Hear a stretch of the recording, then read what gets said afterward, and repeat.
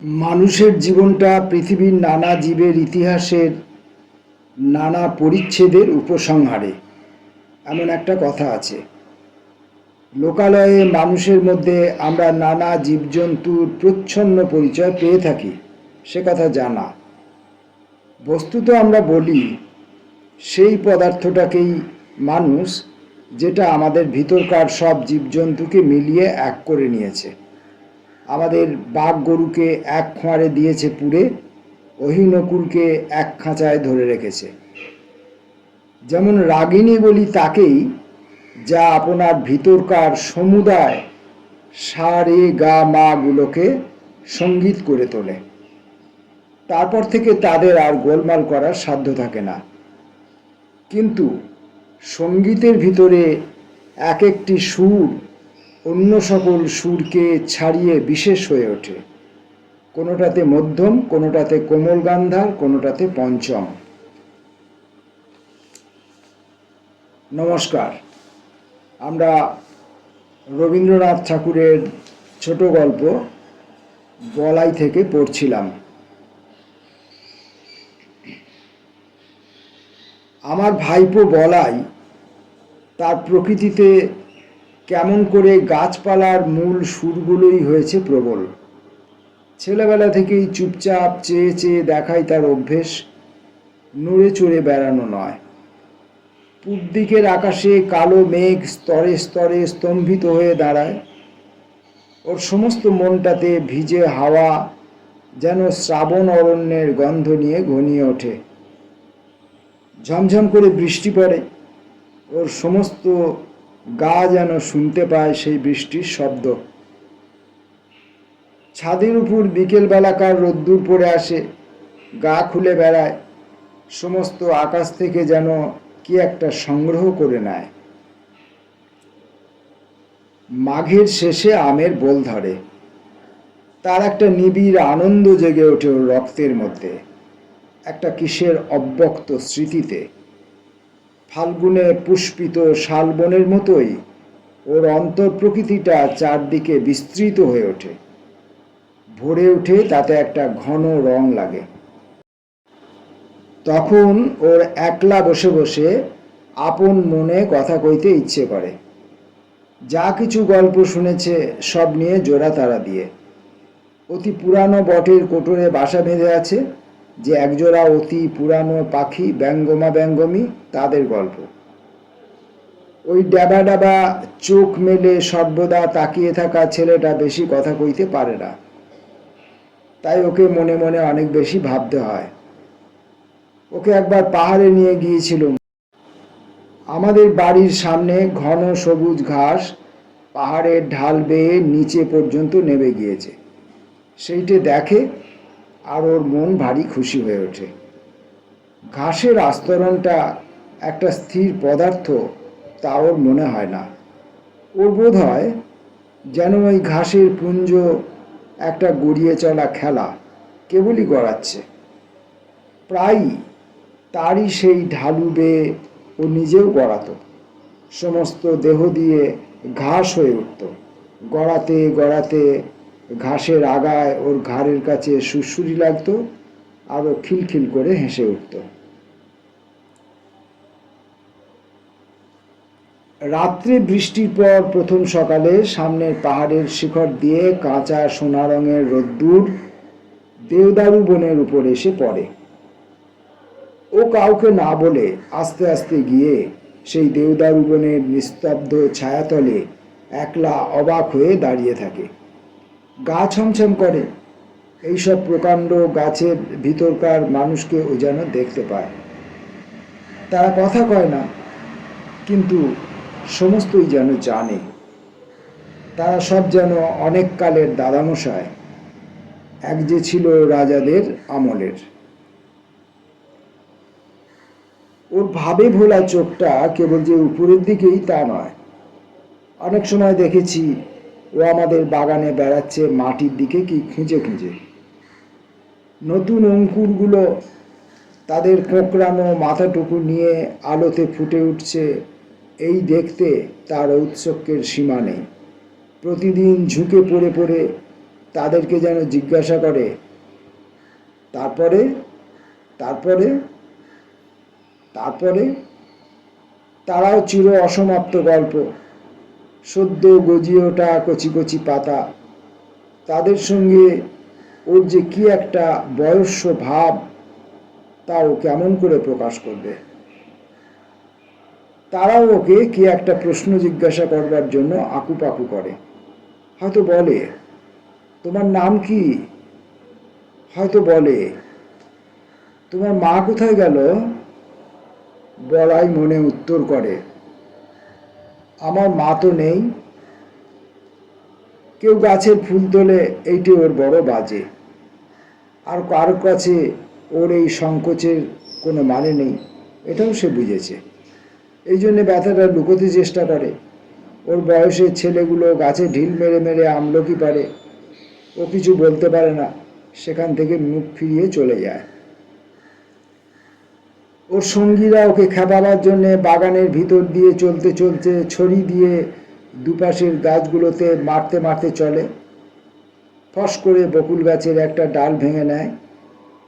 ও কাঁদতে লজ্জা করে, পাছে সেটাকে কেউ পাগলামি মনে করে। ওর সবচেয়ে বিপদের দিন যেদিন ঘাসিয়ারা ঘাস কাটতে আসে। কেননা ঘাসের ভিতরে ভিতরে ও প্রত্যহ দেখে দেখে বেরিয়েছে এতটুকুটুকু লতা, বেগনি হলদে নামহারা ফুল, অতি ছোট ছোট, মাঝে মাঝে কণ্টিকারি গাছ, তার নীল নীল ফুলের বুকের মাঝখানটিতে ছোট্ট একটুখানি সোনার ফোঁটা, বেড়ার কাছে কাছে কোথাও বা কালমেঘের লতা, কোথাও বা অনন্ত মূল। পাখিতে খাওয়া নিম ফলের বিচি পড়ে ছোট ছোট চারা বেরিয়েছে, কি সুন্দর তার পাতা। সমস্তই নিষ্ঠুর নিড়ুনি দিয়ে নিড়িয়ে ফেলা হয়। তারা বাগানের শৌখিন গাছ নয়, তাদের নালিশ শোনবার কেউ নেই।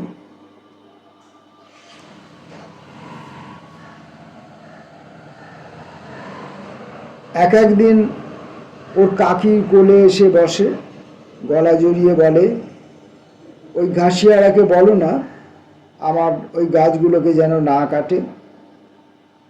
কাকি বলে, বলাই কি যে পাগলের মতো বকিস, ও যে সব জঙ্গল, সাপ না করলে চলবে কেন? বলাই অনেক দিন ধরে বুঝতে পেরেছিল কতগুলো ব্যথা আছে যা সম্পূর্ণ ওর একলারই। ওর চারিদিকের লোকের মধ্যে তার কোনো সাড়া নেই। এই ছেলের আসল বয়স সেই কোটি বৎসর আগেকার দিনে, যেদিন সমুদ্র গর্ভ থেকে নতুন জাগা পঙ্কস্তরের মধ্যে পৃথিবীর ভাবী অরণ্য আপনার জন্মের প্রথম কন্দন উঠিয়েছে। সেদিন পশু নেই, পাখি নেই, জীবনের কলরব নেই, চারদিকে পাথর আর পাক আর জল। কালের পথে সমস্ত জীবের অগ্রগামী গাছ সূর্যের দিকে জোর হাত তুলে বলেছে, আমি থাকব, আমি বাঁচব, আমি চির প্রতীক। মৃত্যুর পর মৃত্যুর মধ্য দিয়ে অন্তহীন প্রাণের বিকাশ তীর্থে যাত্রা করব, রৌদ্রে বাদলে দিন রাত্রে। গাছের সেই সব রব আজও উঠেছে বনে বনে, পর্বতে, প্রান্তরে। তাদেরই শাখায় পত্রে ধরণীর প্রাণ বলে বলে উঠছে, আমি থাকব, আমি থাকব। বিশ্বপ্রাণের মুখ ধাত্রী এই গাছ নিরবচ্ছিন্ন কাল ধরে দুলোকে দহন করে পৃথিবীর অমৃত ভাণ্ডারের জন্য প্রাণের তেজ, প্রাণের রস, প্রাণের লাবণ্য সঞ্চয় করে। আর উৎকণ্ঠিত প্রাণের বাণীকে অহর্নিশ আকাশে উচ্ছ্বসিত করে তোলে, আমি থাকব। সেই বিশ্বপ্রাণের বাণী কেমন একরকম করে আপনার রক্তের মধ্যে শুনতে পেয়েছিল ওই বলাই। আমরা তাই নিয়ে খুব হেসেছিলাম। একদিন সকালে এক মনে খবরের কাগজ পড়ছি, বলাই আমাকে ব্যস্ত করে ধরে নিয়ে গেল বাগানে। একটা জায়গায় একটা চারা দেখিয়ে আমাকে জিজ্ঞাসা করলে, কাকা এ গাছটা কি? দেখলুম একটা শিমুল গাছের চারা বাগানের খোয়া দেয়া রাস্তার মাঝখানেই উঠেছে। হায় রে, বলাই ভুল করেছিল আমাকে ডেকে নিয়ে এসে।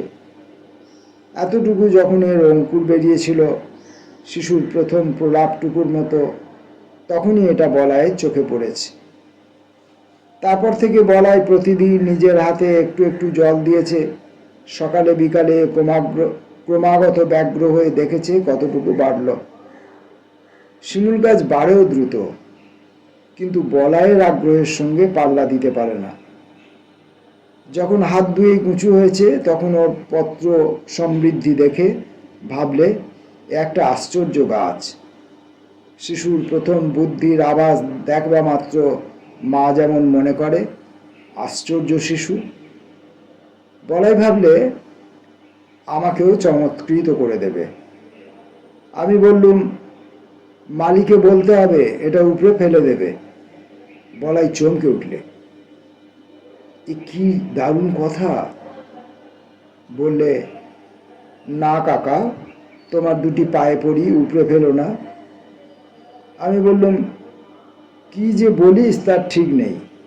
একেবারে রাস্তার মাঝখানে উঠেছে, বড় হলে চারদিকে তুলো ছড়িয়ে অস্থির করে দেবে। আমার সঙ্গে যখন পারলে না, এই মাতৃহীন শিশুটি গেল তার কাকির কাছে। কোলে বসে তার গলা জড়িয়ে ধরে ফুপিয়ে ফুপিয়ে কাঁদতে কাঁদতে বললে, কাকি, তুমি কাকাকে বারণ করে দাও গাছটা যেন না কাটেন। উপায়টা ঠিক ঠাউরে ছিল। ওর কাকি আমাকে ডেকে বললে, ওগো শুনছো, আহা, ওর গাছটা রেখে দাও। রেখে দিলুম। গোড়ায় বলাই যদি না দেখাতো তবে হয়তো ওটা আমার লক্ষ্যই হতো না, কিন্তু এখন রোজই চোখে পড়ে। বছর খানেকের মধ্যেই গাছটা নির্লজ্জের মতো মস্ত বেড়ে উঠল।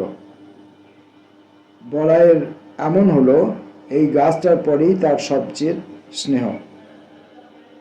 গাছটাকে প্রতিদিনই দেখাচ্ছে নিতান্ত নির্বোধের মতো।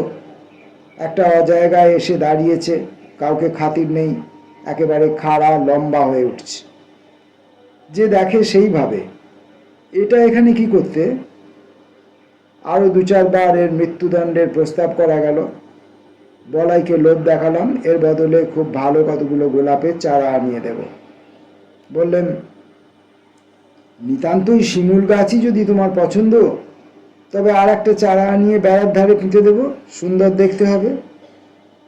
কিন্তু কাটবার কথা বললেই আঁতকে ওঠে। ওর কাকি বলে, আহা, এমনি কি খারাপ দেখতে হয়েছে।